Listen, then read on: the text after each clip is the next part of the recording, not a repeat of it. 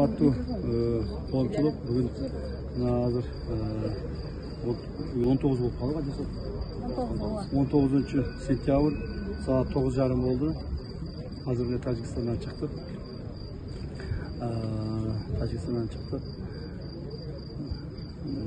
Тажикстандан биздин 4 жокерибизди, барымтада турган жокерибизди азыр алып чыктык.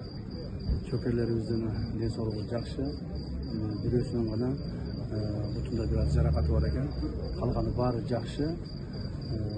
Буюрса азыр больницага алып бардык. Балдарды бир сыйга карап, текшерип, бүгүн кечинде же эртең ошол туугандарына өткүзүп беребиз.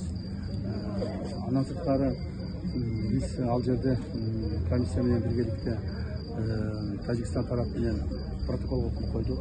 Ал протоколубуздун негизги маселеси бул жумушчу протоколу болду. Бүгүнкү болуп аткан иштерде мындан дагы өркүндөтүп, эки мамлекеттин ортосундагы тынчтыкты сактап калуу үчүн жана ошол тынчтыкты бекемдөө үчүн көрүлгөн иш-чараларды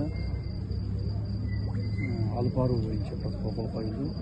Официалдуу түрдө биз тараптан, кыргыз тараптан мен кол койдум. Ал эми Тажик тараптан улуттук коопсуздук мамлекеттик комитеттин төрагасы Етимов Сеймин Сатаевич кол койду. Ушул акыркы жаңылыктар ушул. Мамлекетибизде, то есть Баткен облусунда, Баткен районунда акырын тынчтык орной баштады. Бүгүнкү азыркы акыркы жолугушуудан кийин биз дагы бир нече кадам ошо тынчтык жака кадам таштадык. Бир аз болсо дагы ишеничтүү боло баштады тынчтыктын орногону. Буюрса эртең дагы комиссиянын иши дагы уланат. Эртең кечинде дагы жолугушуубуз мүмкүн. Ошол. Рахмат.